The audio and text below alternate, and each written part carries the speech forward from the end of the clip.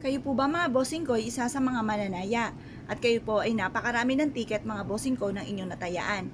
Alam niyo po ba mga bossing ko para po tayo ay higit na swertihin kung kayo ay mananaya or negosyante mga bossing, pero ang unahin po muna natin ito sa pagtaya-taya. Lalo na kayo ay isa sa mga napakahilig tumaya. Pero masasabi ko lamang, kung ukol ay bubukol. Huwag niyong kakaririn mga bossing. At huwag niyong hayaan na ito na yung inaasahan ninyo mga bossing. Yung ba tipong hindi na kayo kumakayod at dito na ikaw nakapokus na ikaw lagi nananalangin na baka ikaw ay manalo. Huwag pong ganun. Gawin niyo lang po itong libangan mga bossing. Dahil once na kayo po ay nais na nais po ninyo na kayo po ay manalo, lalo pong hindi kayo nananalo. Kaya mas mainam, kalmado ka lamang mga bossing.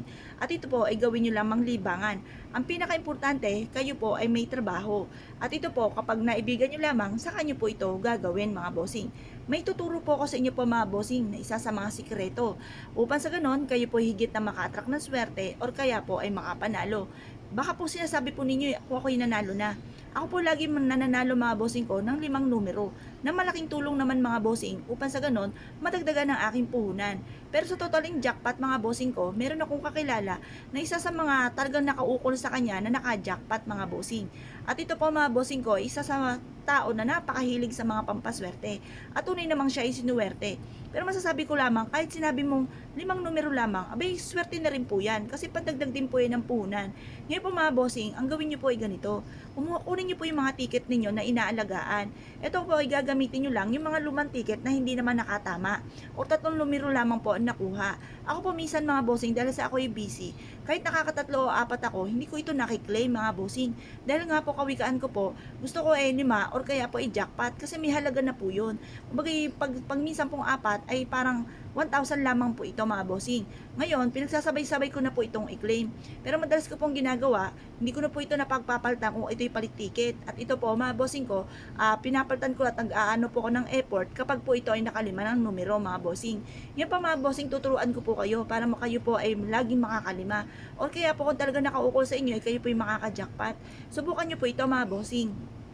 Kayo po ba mga bossing ko ay nakakita mga bossing ko ng isang butiki mga bossing kagaya po nito? Pero ito po ay replika lamang. Pero kung sakasakali po mga bossing ko na nakakita kayo ng butiki na lagi nilalapagan mga bossing ko, yung parte ng inyong tahanan na sahig, yun po ilagay nyo po doon yung inyo pong ticket mga bossing.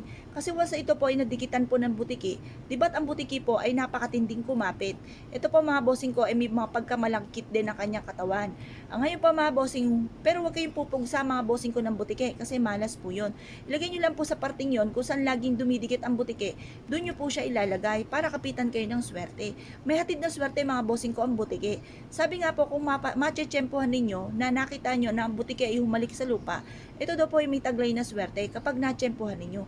Or kung nakita nyo daw po ang buntot po nito ay 2 or 3, kayo daw po ay meron darating sa inyong buhay na hindi nyo inaasahan na maaaring ikakayaman ninyo. May swerteng hatid po siya mga bossing.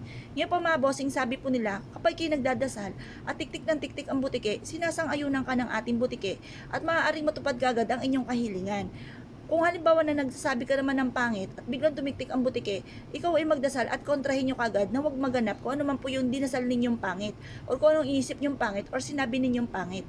Ito po isa sa mga sikreto upang sa ganon, magtuloy-tuloy ang pasok ng swerte. Kung kayo po naniniwala at nais po itong gawin, asya mga bossing ko, huwag na po kayo magpatumpik-tumpik pa. Subukan nyo po ito dahil proven po ito na maswerte. Basta masasabi ko lamang, huwag nyo kakaririn ang pagtaya-taya. Huwag nyo gawin itong obligasyon. Kapag nagustuhan nyo lamang, saka nyo po siya gawin.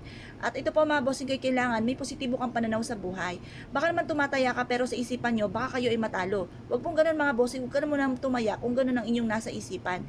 Kailangan nasa isipan nyo, panay mga magaganda at huwag kayong mag-isip ng pangit. Subukan nyo po ito, proven po ito na maswerte. At good luck po sa inyo po lahat mga bossing.